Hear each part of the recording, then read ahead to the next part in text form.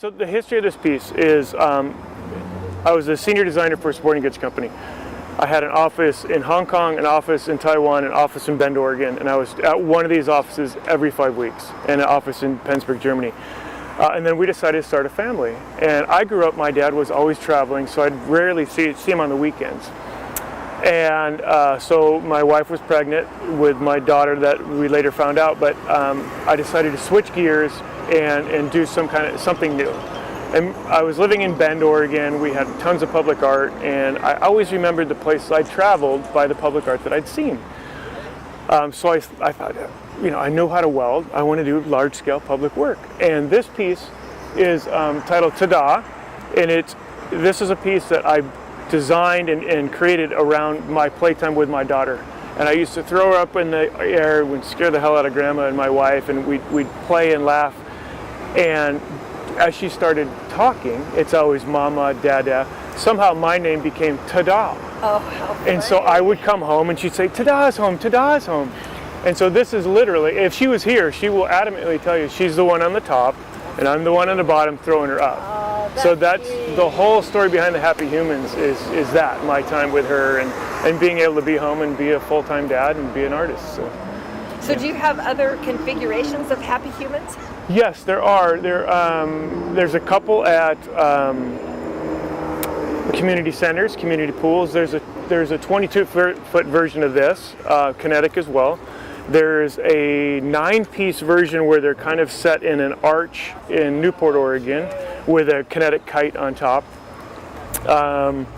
There's another version at a school in Chattanooga, Tennessee, and it's a one form holding another one at the angle, and the smaller one holding onto a kite. Oh, and I've seen that one. Yeah, starlight, star bright, and in the kite everything rotates. Yeah. And then the Starlight Star Bright has stars instead of a kite. And then there's another one with the kite in Kennewick, Washington that stands, that's almost 30 feet tall. And it spans, what is it? It's like 40-foot circumference by the time it spans with the kite. Wow. Big kinetic piece too. So wow, yeah, huge. Yeah. And so how tall is this piece? This piece, if it were sit on the ground, it's just shy of 12 foot. I think it's 11. Okay. Yeah. So each piece is about 5 feet tall? Yeah. Okay, good. Yeah. And do you have any other types of work you've done other than the Happy Humans?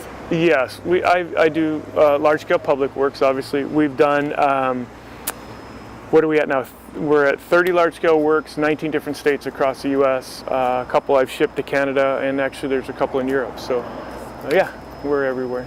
So, and are most of them like, do you have any like big? Well, this is on the smaller side. Like we call this pedestrian scale, which is that 6 to 11 foot. Okay. We have a huge one in Seattle, the world's first skateboardable piece of artwork we did with Red Bull.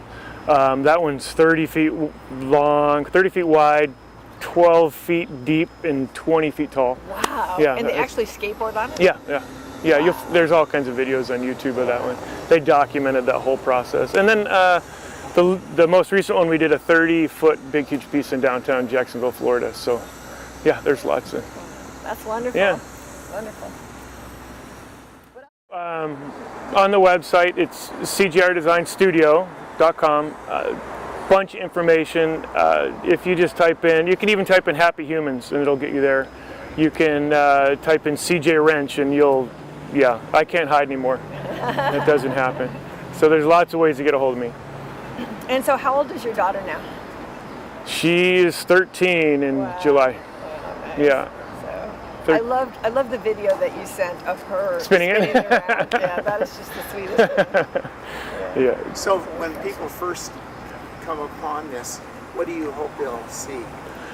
Well, the whole process behind the TaDa is just it's not male, it's not female, it's just joy of being human, the infinite joy of human, and everybody sees it differently. Some people see two people dancing, some people see somebody holding somebody else up. It's all based on your history of what you see in it, but usually 90% of it is all smiles, which is what it's all about. Absolutely. Yeah. Which is probably why they're community centers and right. all the happy places.